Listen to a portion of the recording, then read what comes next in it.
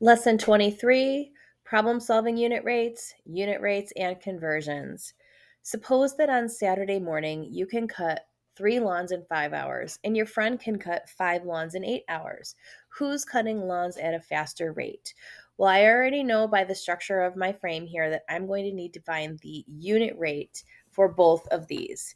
I'm also going to do it with my calculator, which is going to give me an answer in a decimal form, which I think is easier to compare.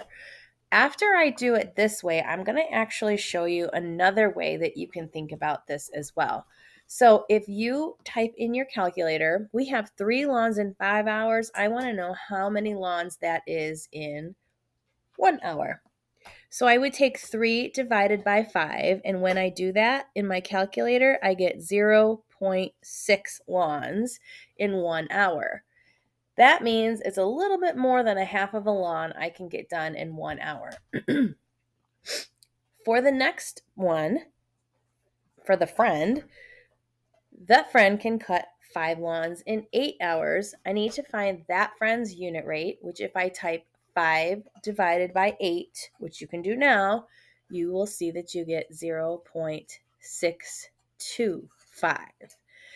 So because I can tag on a couple of zeros here, and that does not change the value, I can compare these two numbers. This is a bigger number, which means I can get just a little bit more done, or my friend can get just a little bit more done in this time frame at that speed than I'm able to do over here. So you could compare this way doing the unit rates, but I'm going to show you a little trick. Let me clear this. I see that I have two different denominators here, but if I were to find an equivalent ratio for both, whereas they both say the same thing on the bottom, I can then go ahead and compare that way as well. So if I multiply each of these by each other, so 5 times 8 and 8 times 5, 5 times 8 is 40. So since I multiplied this times 8, I would do the same thing here, times 8. So 3 times 8 is 24. So technically, I know that in 40 hours, I can mow 24 lawns. Over here, I want to get this number to 40 as well. So I know that I have to multiply times 5, which is the opposite of what I did over on the other side. So 8 times 5 is 40, which means I multiply this one times 5, which gets me 25. So it still ends up being the same idea. This side, you can do a little bit more in the same amount of time, but this way is a little bit nicer. So if you struggle with looking at those decimals to know which is bigger, you can still get these denominators to say the same thing and work with the numbers above. Clearly, I know the difference between 24 and 25, and 25 is slightly less, which means if I can get 25 done in those 40 hours, that's a little bit faster rate than getting 24 done in those 40 hours. Let's try doing that same strategy with this problem. So next, suppose you own a restaurant. You want to do some advertising, so you hire 2 students to deliver takeout menus across town. One student, Darla, delivers 350. Oops, I need my pen. 350 menus in 2 hours. I want to know how many menus that is in 1 hour, which would be 175 menus per hour. Another student, Drew, delivers 510 menus in 3 hours. I want to be able to find the unit rate of that as well. You can get your calculator out for this one, but you'll find that it is 170 menus in 1 hour. So this is nice because these did not end up being a decimal.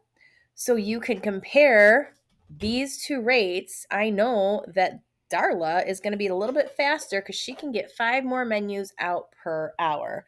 But let me just clear this so you can see another way we could do this. So the 350, we had the 350 over the 2, and then we had the 510 over the 3. I'm looking at this 2 and I'm looking at this 3. And if I multiply them together, I know that that's 6. So I multiplied 2 times 3 to get the 6, which means I do 350 times 3. So 350 times 3 is 1,050. Then down at the bottom, I did 3 times 2 to get 6, which means I multiply 510 times 2, which would equal 1,020. And still the results are the same. We know that Darla is faster. And again, this would form in that equivalent ratio table if we were to build it all the way from 1 hour up to a gazillion hours. Don't forget, we need to write who gets the bonus. So $10 goes to Darla. All right, this one, I'm going to let you choose which way you decide to complete this. Which cheetah runs faster? A cheetah that can run 60 feet in 4 seconds, or a gazelle that can run 100 feet in 8 seconds? So I'd like you to pause the video, try this one on your own, decide if you wanted to find the unit rate for both, which is indicated here, or if you want to try that new strategy or a different strategy, because I'm looking at this 4 and this 8 and I do see a connection here. So I want you to go ahead and solve, and on your paper you have a little bit of extra writing space. I want you to write the strategy that you decided to use. So when you bring it up to me, I'm going to ask you what strategy you used, and you should be able to identify that. So pause, and then when you're all done solving, unpause, and we will continue. I'm going to go ahead and find the unit rate for these. I have 60 feet in 4 seconds, which if I do 60 divided by 4, I know that that is 15 feet per second. So that's the cheetah's speed. I'm going to put a C up here for cheetah. And then my gazelle, I know can go 100 feet in 8 seconds. And when I do that division, I got 12.5 feet per second. So to answer the question, which one runs faster? The cheetah runs faster. So make sure you write that down. Remember, I'm going to ask you what your strategy was. What if the units of time are not the same in the two rates? What will this mean for the rate units? The secretary in the main office can type 225 words in 3 minutes. So I'm going to put that down here. Whoops. 225 words in 3 minutes. The computer teacher can type 105 words in 90 seconds. Well, I don't want these two rates to be different. This one talks about minutes and this one talks about seconds. So this is where you have to make a choice. They need to either both say minutes or they need to both say seconds. Whichever you choose is fine. If I'm going to think about it in minutes, I know that there's 60 seconds. So I need to multiply that 3 times 60. But that doesn't change anything else, because since 60 seconds is still, or 3 minutes is still the same thing as that 180 seconds, we can still write that the 225 words occurs in 180 seconds. We didn't have to do any multiplication to the top because this is equivalent to this. So now I have that in seconds. 105 is my computer teacher's rate in 90 seconds. So now I can go ahead and find the unit rate of both of these typers. In my calculator, I typed 225 divided by 180, which gives me 1.25 words per 1 second. That's the unit rate. Sorry, that's bad handwriting. And then when I type in my 105 divided by 90, I know that that's going to get me, It's going to be an ugly decimal, just so you know. But remember, we can round that since this is in hundredths.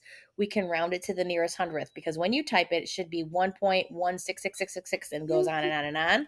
But we're going to change that to 1.67 per 1 second. So if I take a look at the computer teacher, it looks like the computer teacher can type slightly faster than the main office teacher. So she can do 1.67 words in a second, whereas the main office can only do 1.25 in a second.